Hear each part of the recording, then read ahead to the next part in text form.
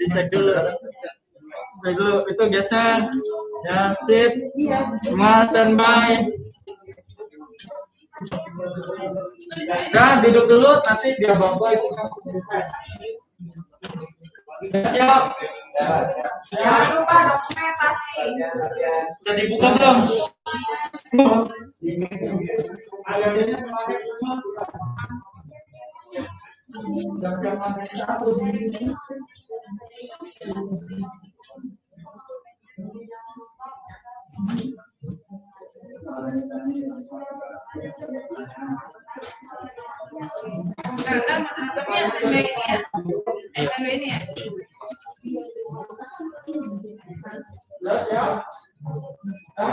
Ya, silakan geser.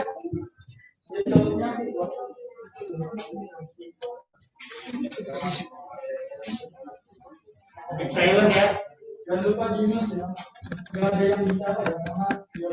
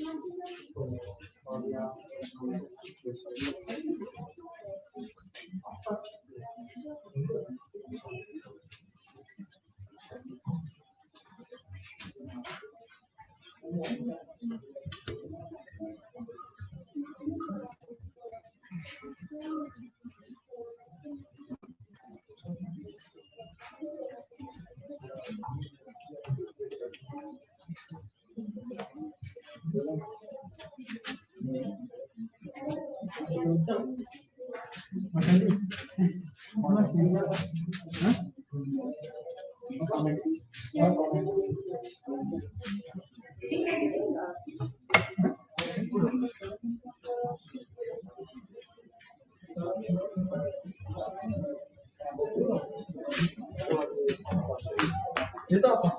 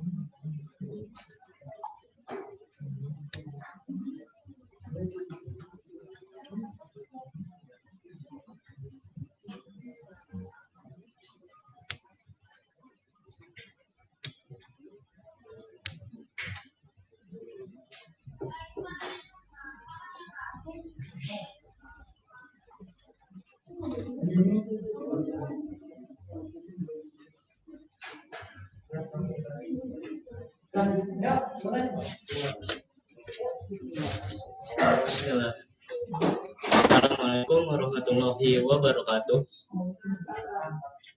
Saya Arya selaku moderator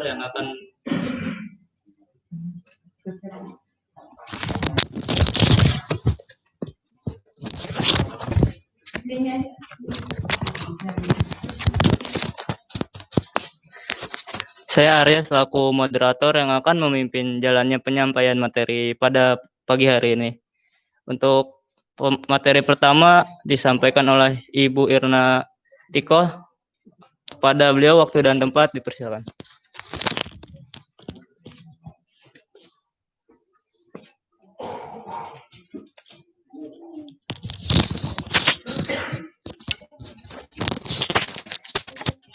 Bismillahirrahmanirrahim. Assalamualaikum warahmatullahi wabarakatuh, anak-anakku semuanya. Bagaimana kabar kalian? Mudah-mudahan saat ini walaupun kalian berada di rumah tetap dalam keadaan sehat walafiat, tak kurang suatu apapun. Harapan ibu seperti itu, termasuk juga ayah bunda kalian. Semua dalam keadaan sehat walafiat. Amin. Saat ini kita sedang melaksanakan kegiatan masa pengenalan lingkungan sekolah.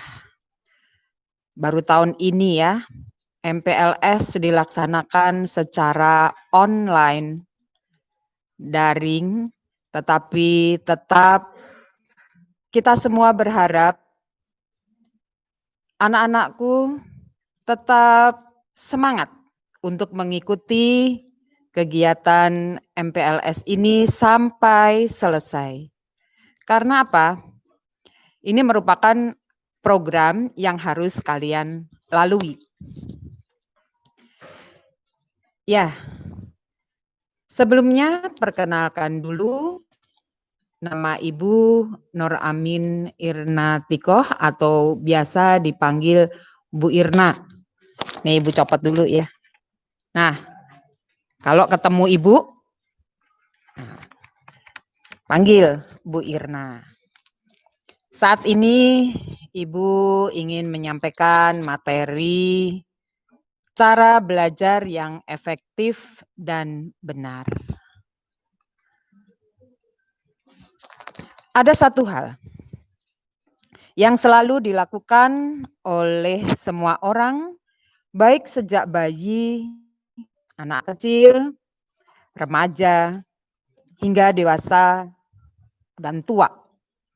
Apa itu? Yaitu belajar.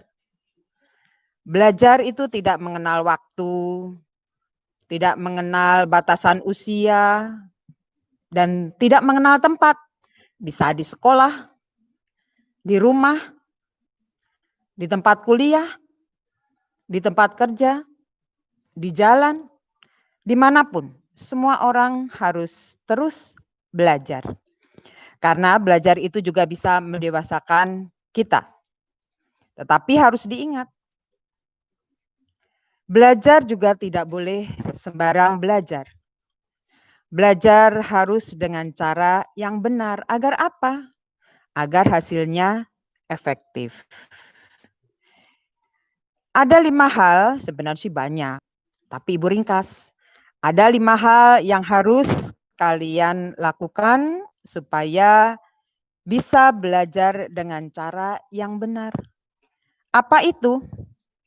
Yang pertama, mindset yang benar.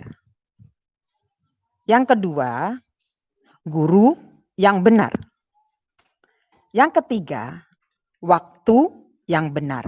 Nah, ini anak-anakku sekalian, hal-hal yang penting silakan dicatat ya, ditulis.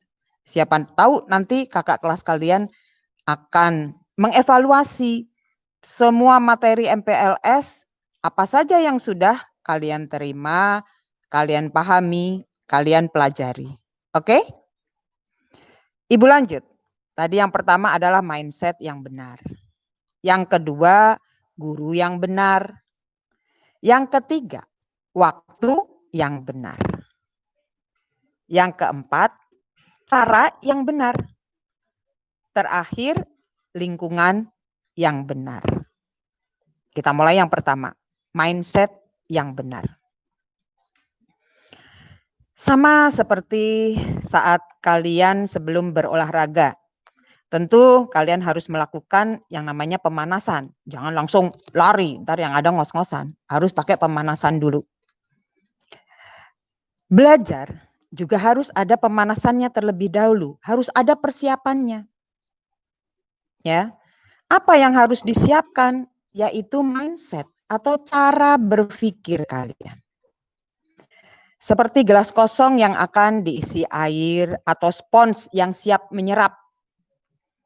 Pikiran kita juga harus siap, harus terbuka untuk menerima apapun. Jangan mau pelajaran matematika nih. Sudah ada, matematika susah. Nah itu mindsetnya udah nggak bagus. Bahasa Inggris, males Atau mungkin bagi yang pinter, itu mah gampang ini mah. Atau belum apa-apa sudah ada kata-kata yang nggak bagus. Nah, itu harus dirubah mindsetnya. Kalaupun ada yang berbeda, jangan ditolak dahulu, tetapi harus dicerna dan diolah. Ingat, dengan mindset yang benar, maka kalian pun bisa belajar dengan benar. Itu yang pertama. Yang kedua, guru yang benar. Belajarlah dari orang yang ahli di bidangnya. Maka kalian akan lebih cepat dan jauh lebih efektif untuk memahami semua yang ingin kalian kuasai. Jangan misalnya belajar memasak sama montir yang nggak pernah masak. Atau belajar berenang dengan orang yang tidak bisa berenang. Itu hasilnya kira-kira bagaimana? Akan efektif tidak? Tentu tidak ya. Yang ketiga, waktu yang benar. Belajar itu butuh yang namanya waktu. Pikiran kita juga butuh jeda untuk mengolah dan mencerna semua hal yang ada. Karena sebenarnya belajar itu harus menjadi sebuah habit, sebuah kebiasaan. Jangan misalnya mau ulangan, SKS, sistem kebut semalam. Kira-kira hasilnya bagaimana? Ya kalau lagi beruntung ya nilainya bagus. Tapi kalau lagi nggak beruntung karena yang dikebut semalam ternyata nggak keluar di ulangan, ya tentu nilainya akan kurang bagus. Atau the power of kepepet. Wah, ini pagi-pagi baru ingat kalau mau ulangan. Buka-buka buku. Mau dipaksakan diinget-inget ya pasti nggak banyak yang diingat. Ya, sementara materinya mungkin guru sedang memberikan materi yang cukup banyak. Ya, itu jangan dilakukan. Ya, sekarang kita ibaratnya begini. Gosok gigi. Gosok gigi itu minimal sehari 2 kali. Kira-kira kalau kalian itu sudah kalian biasa lakukan ya, gosok gigi, mandi. Kira-kira kalau dalam sehari kamu nggak gosok gigi, rasanya pasti risih kan, nggak enak banget gitu. Atau misalnya gosok giginya udah setengah jam nih, saya setengah jam udah gosok gigi, habis itu saya nggak gosok gigi seminggu. Kira-kira gimana?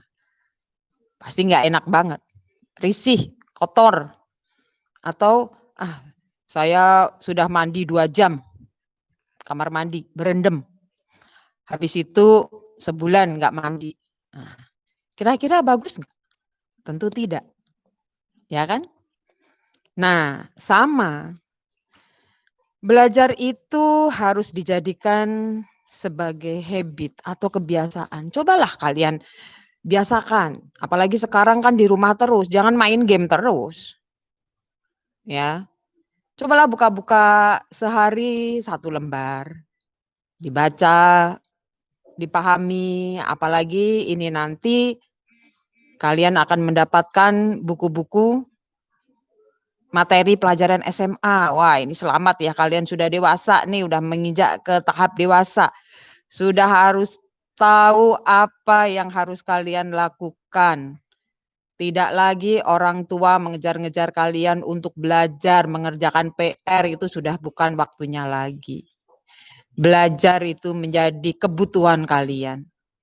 Harus tahu apa yang mestinya kalian lakukan untuk mendapatkan nilai yang bagus, yang maksimal, sehingga nanti bisa diterima di jenjang yang lebih tinggi lagi, di perguruan tinggi.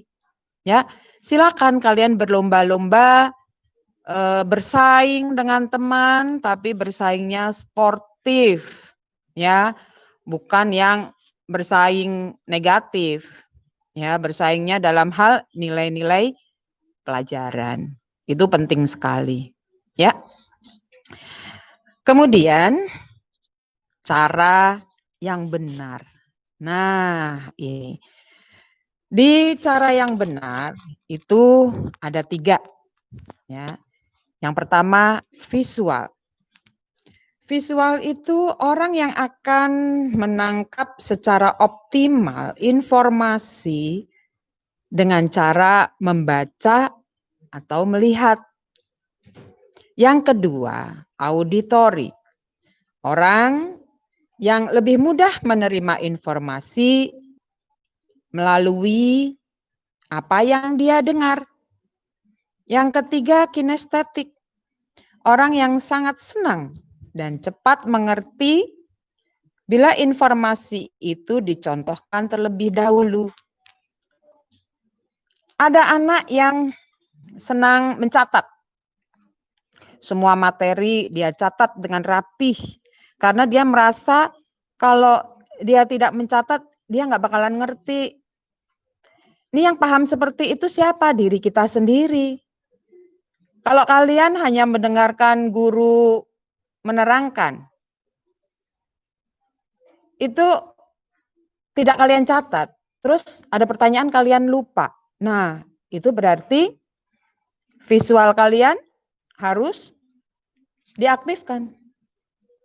Atau kadang ada juga anak-anak yang kayaknya merem gitu. Tapi ternyata auditorinya yang bekerja. Setiap dikasih pertanyaan, dia langsung bisa menjawab. Nah, itu tanpa harus mencatat, dia langsung bisa menjawab. Ada juga yang model seperti itu tipenya. Ya. Kalau kinestetik, nah ini kadang-kadang anak-anak TK gurunya kan menyampaikan materi dengan mempraktekkan. Hujan, sinar matahari. Nah, mungkin karena saat masih anak-anak itu butuh sesuatu yang diperagakan. Itu juga bisa. Sekarang tinggal bagaimana kalian memahami diri kalian sendiri, kira-kira tipe yang mana kalian? Tipe visual kah? Auditori kah? Atau kinestetik?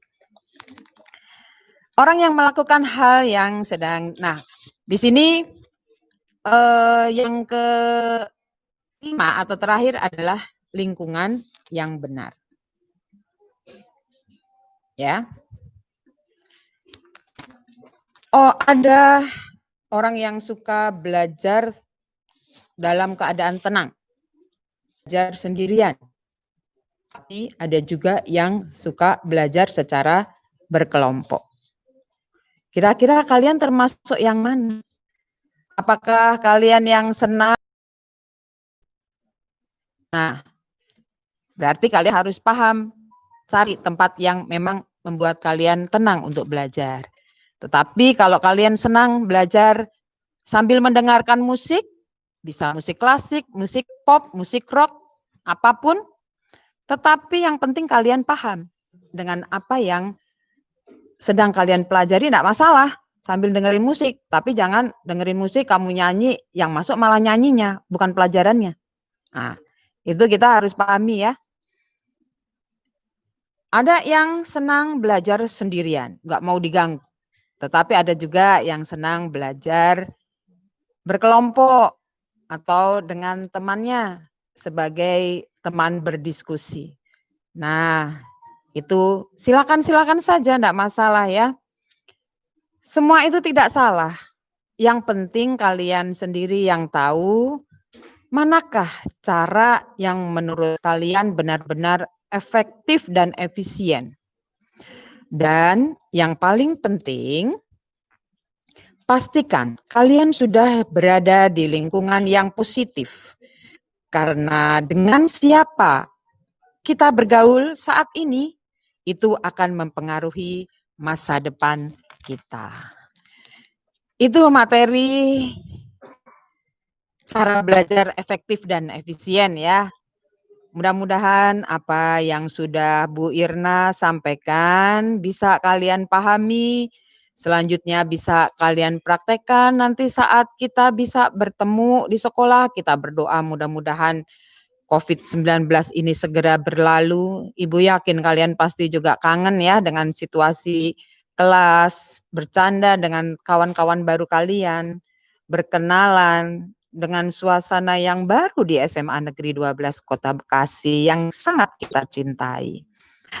Baik, Kakak OSIS, panitia, itu yang bisa Ibu sampaikan. Mungkin ada pertanyaan?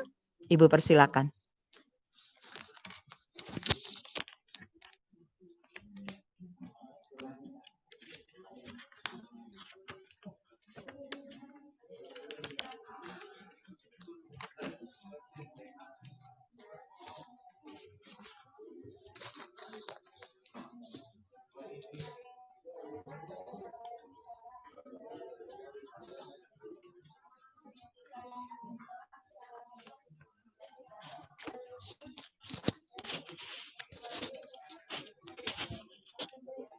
Ya, mungkin sambil menunggu pertanyaan, kalian bisa berpikir, kalian termasuk tipe yang mana? Ya, selama ini bagaimana kalian belajar di rumah? Sudah efektifkah? Sudah efisienkah?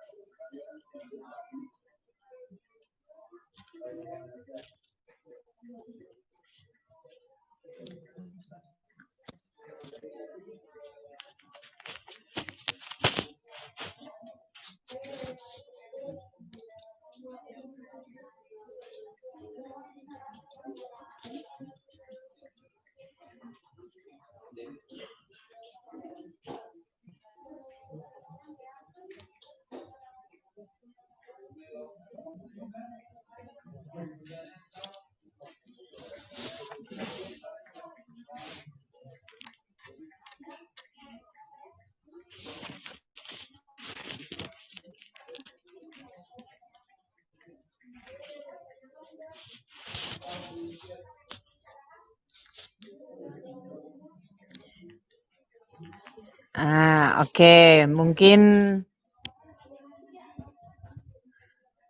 ada yang mau ditanyakan? Cukup? Oh, ada. Baik, Ibu tunggu nih.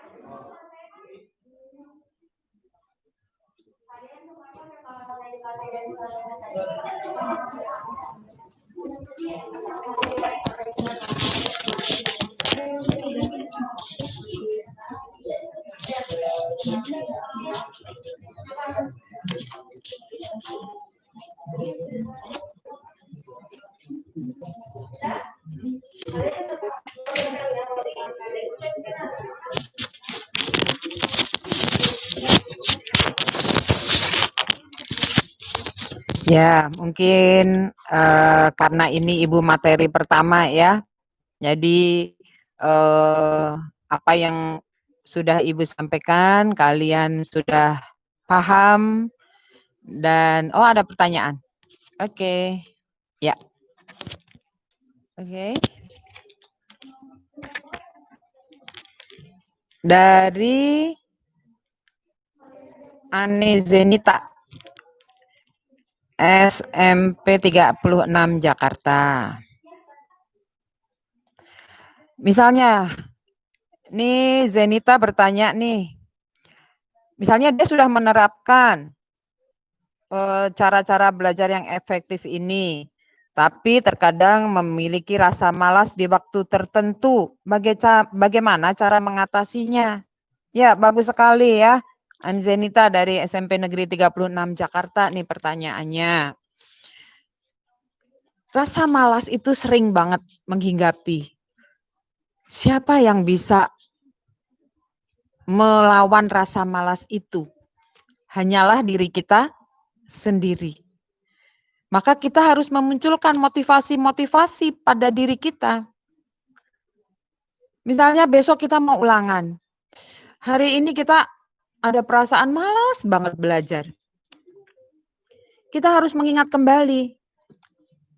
Ya Allah, orang tua udah bekerja, susah payah, mencari nafkah, membiayai kita. Tapi kita kok hanya disuruh belajar saja kok malas ya. Nah, kira-kira hati kecil kita menerima enggak? Pasti tidak menerima.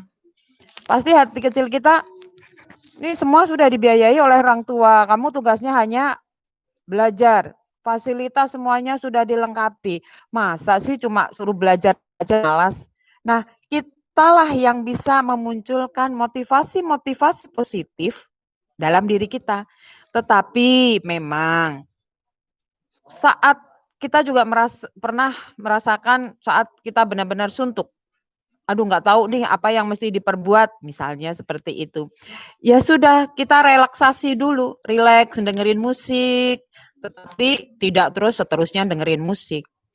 Ya, boleh, nggak masalah, karena yang tahu perasaan kita adalah diri kita sendiri. Ya, jadi Zenita, ayo munculkan saat rasa malas itu muncul pada diri kita, munculkan motivasi-motivasi positif pada diri kita. Benar enggak? Ya, jangan sampai rasa malas itu terus-menerus menghinggapi diri kita sehingga apa? Hari ini apa sih yang kita dapatkan? Ya, dari apa yang kita pelajari itu apa yang kita dapatkan itu juga harus kita pertanyakan pada diri kita. Ya, hari ini saya dapat materi apa? Ya, pelajaran apa? Apa yang menyerap di otak kita? Nah, itu harus dipertanyakan juga. Oke, mudah-mudahan paham ya, Zenita. Ada lagi? Habis ya? Oh, cukup? Nanti kalau ada yang masih mau bertanya saat kita bertemu nanti, boleh kita ngobrol-ngobrol ya dengan guru-guru yang lain, dengan tim BK juga semuanya welcome. Silakan. Baik, anak-anakku sekalian, mungkin materi belajar efektif dan efisien Ibu cukupkan sekian. Kurang dan lebihnya mohon dimaafkan. Kepada ayah bunda senantiasa terus berikan semangat kepada putra-putri kita tercinta agar mencapai hasil atau prestasi yang dapat membanggakan ayah bunda sekalian dan tentu saja SMA Negeri 12 Kota Bekasi. Sekian, terima kasih. Assalamualaikum warahmatullahi wabarakatuh.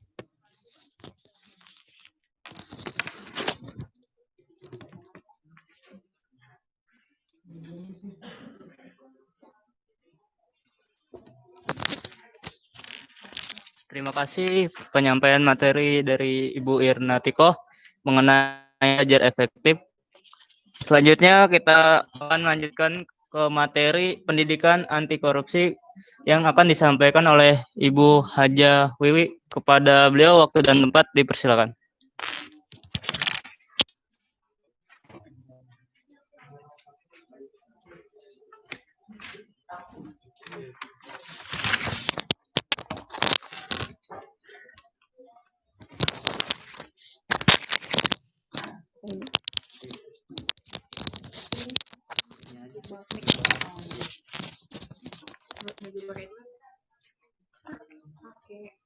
Assalamualaikum warahmatullahi wabarakatuh. Gimana semangat semua? Meskipun kalian belajar dari rumah, tapi mudah-mudahan tidak mengurangi rasa keingintahuan, karena dari rasa ingin tahu itu maka menjadikan kamu orang yang lebih cerdas, lebih pintar. Tetapi kalau rasa ingin tahunya hilang, bersikap masa bodoh, maka bisa dipastikan kamu adalah manusia yang tertinggal karena tidak peduli dengan lingkungannya. Ya, oke. Saya perkenalkan diri saya dulu. Nama saya Ibu Wiwi. Saya di SMA 12 mengajar geografi. Kebetulan di sini di MPLS saya memberikan materi pendidikan anti korupsi. Nah, pendidikan anti korupsi kita harus tahu dulu apa sih itu korupsi. Sebetulnya dari harfiahnya korupsi itu penghancur. Ya, kata-kata penghancur itu berarti korupsi itu tidak baik sifatnya. Tapi untuk negara-negara berkembang seperti kita, korupsi itu marak sekali. Hampir setiap hari berita di TV selain COVID itu juga ada korupsi. Untuk itu, untuk menanamkan rasa anti korupsi, sifat anti korupsi, sebaiknya kalian mulai menyimak, mempelajari, pengen tahu dari media-media yang sekarang ini sudah sangat canggih. Ya, pendidikan anti korupsi, bagaimana supaya orang tidak korupsi, itu sebaiknya diberikan sedini mungkin. Dari mulai informal dulu, dari keluarga dulu. Sejak dini, sejak anak-anak, sejak masih usia dini. Misalkan saya contohkan, dari anak-anak itu orang tua sebaiknya menanamkan rasa jujur terhadap anak. Kalau memang dia salah, dia harus mau mengatakan itu salah dan bertanggung jawab. Misalnya, waktu anak umur 4 tahun menumpahkan segelas susu. Kata maaf itu diperlukan. Dia bilang, maaf saya sudah menumpahkan susu. Tidak sengaja. Nah, jujur, tanggung jawab meskipun resikonya ada mungkin dimarahin sama orang tuanya, ada dimarahin sama bibinya, ada dimarahin sama kakaknya. Itu harus dilakukan. Caranya bagaimana? Ya orang tuanya selalu menanamkan rasa jujur pada anak tersebut. Kalau rasa jujur sudah ditanamkan sejak dini, sejak anak-anak, rasa tanggung jawab sudah ditanamkan sejak anak-anak, insya Allah nanti pada saat dia remaja, dia akan tertanam dan selalu mau berkata jujur dan tanggung jawab.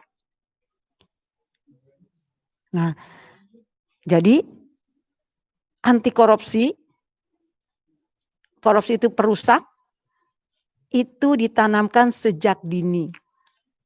Tidak bisa simsalabim setelah anak itu dewasa, baru jangan korupsi, jangan ini, jangan ini. Nggak bisa, dari mulai anak-anak. Setelah remaja, ya seusia-usia kamu, itu sebaiknya sudah teraplikasi, walaupun sedikit.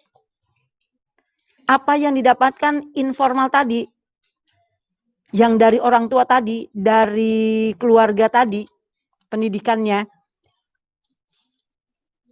Di saat kamu remaja, misalnya sudah SMA kelas 10 nih, kayak kalian. Di dalam hati kamu sudah tertanam rasa jujur, misalnya tidak menyontek. Tidak menyontek. Nyontek itu juga termasuk loh korupsi.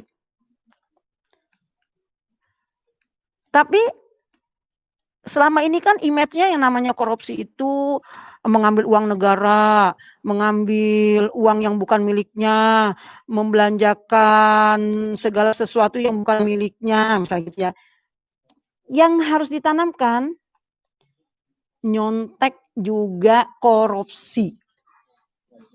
Kalau nyontek, yang biasa nyontek sudah santai-santai aja, tidak merasa bersalah, nah nanti di saat dia dewasa, sudah bekerja, maka dia tidak merasa bersalah.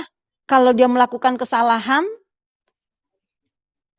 kalau dia melakukan pengerusakan, yang sifatnya punya orang banyak. Nah, ya, jadi pendidikan korupsi itu diberikan sedini mungkin dari anak-anak. Setelah remaja sudah teraplikasi, begitu dewasa sudah tertanam. Insya Allah kalau seperti itu nanti tidak ada lagi tayangan-tayangan yang di TV-TV tentang orang-orang yang korupsi, yang kalau ditangkap sama KPK senyum-senyum tanpa bersalah, tanpa berdosa.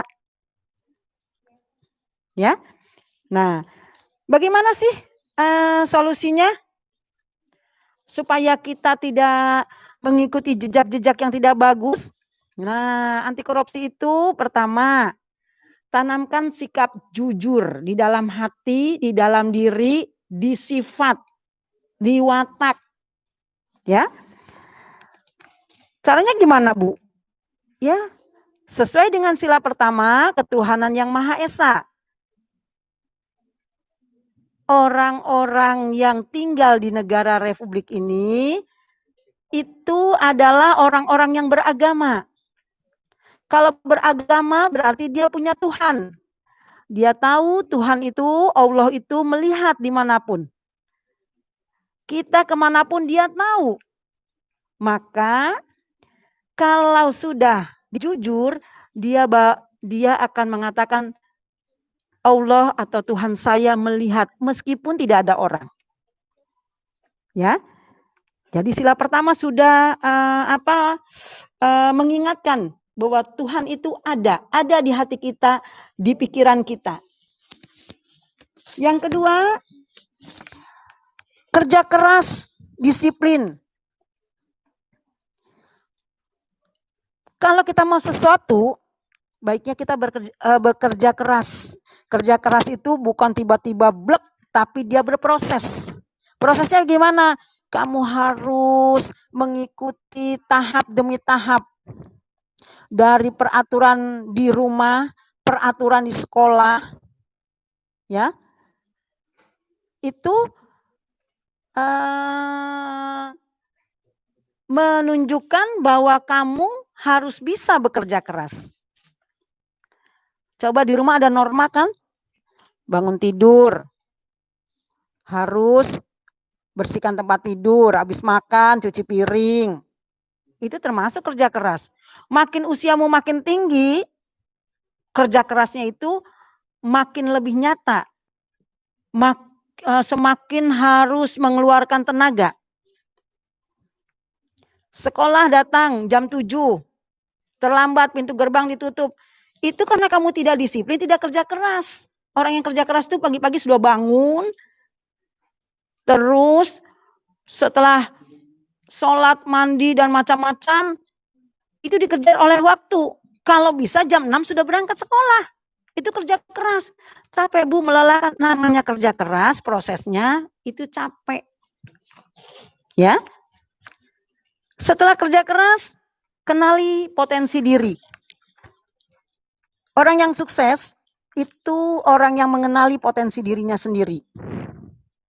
Kalau tidak mengenal potensi diri, sudah langkah yang tidak punya cita-cita. Kembangkan potensi diri kamu.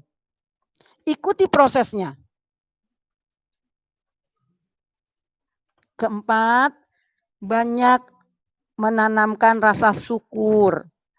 Syukur ya Allah, terima kasih ya Allah, saya masuk SMA 12. Jangan gini, masuknya SMA 12. Kenapa saya tidak di SMA 2 atau SMA 1? Kalau ada pertanyaan di dalam diri kamu seperti itu, berarti kamu ke nomor 3 tadi, potensi diri. Enggak ngerti potensi kamu di mana. Kamu tidak mengerti potensi dirimu. Tapi dengan tahu potensi diri, maka kamu akan banyak bersyukur. Tertanam rasa syukur. Alhamdulillah ya Allah, saya dapat di SMA 12. Saya akan mencintai SMA 12. Itu rasa syukur. Apa yang kamu dapati, tanamkan bahwa terima kasih ya Allah, teman-teman saya banyak yang di bawah saya. Saya harus banyak bersyukur. Nanti karena banyak bersyukur, setelah dewasa, apa yang kamu dapatkan, kamu tidak merasa kekurangan. Yang ada dikelola. Jadi tidak selalu pengen A, B, C, D. Nah itulah pendidikan anti korupsi. Sekarang coba dengarkan, simak kata-kata saya. Ada kata-kata yang bagus, yang menurut saya menyentuh hati. Ada kata-kata di sini, jujur itu hebat, disiplin itu keren, peduli itu luar biasa. Saya ulangi lagi, jujur itu hebat, disiplin itu keren, peduli itu luar biasa. Maka kesimpulannya, berlomba-lombalah kalian menjadi anak Indonesia yang hebat, keren, dan luar biasa. Jadi kalau kamu hebat, berarti kamu sudah menanamkan kata jujur di hati kamu. Kalau kamu keren, berarti bukan dari penampilan saja, tapi kamu sudah menanamkan rasa disiplin. Kalau kamu luar biasa, kamu sudah peduli terhadap lingkungannya.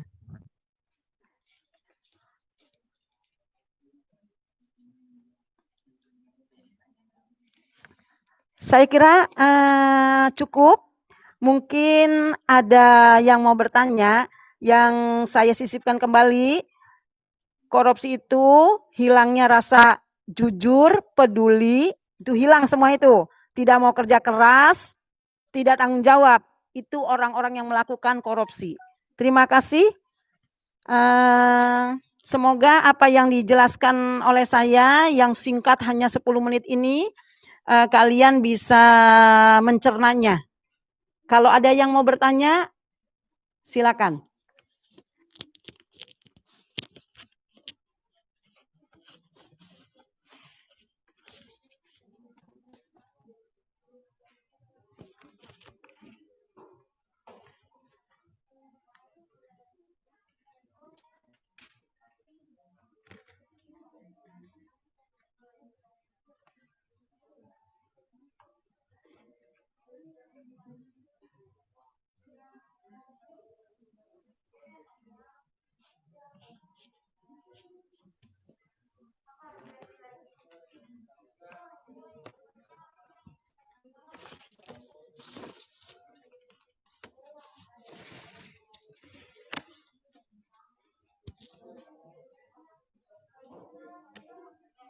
Nunggu.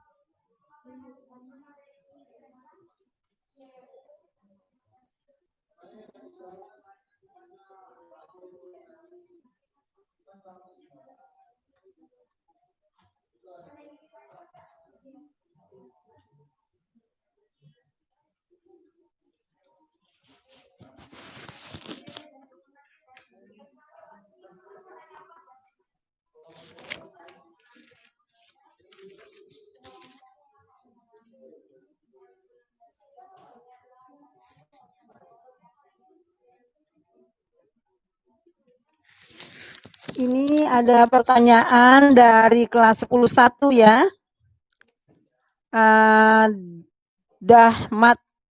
Dohmat Zaki.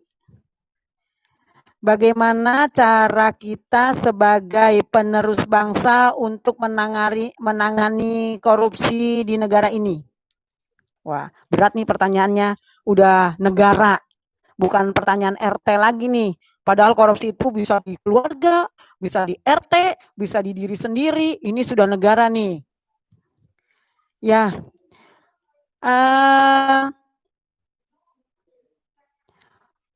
untuk menangani korupsi di negara ini, sebetulnya untuk kalian yang masih belajar, masih pelajar, baru bisa sekedar mengamati. Kalaupun misalnya menurutmu itu tidak baik, diharapkan kamu tidak mengikuti langkahnya. Karena kalau kamu langsung terjun ke ikut demo atau macam-macam, risikonya tinggi. Ya. Untuk itu, untuk seusia kamu, seusia SMA masih mengamati, baru kamu buat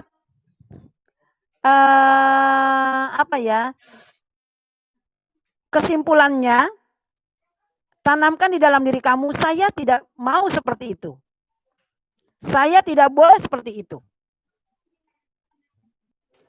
Kalaupun misalnya mau disampaikan, nah itu ada tab demi tabnya. Tidak bisa langsung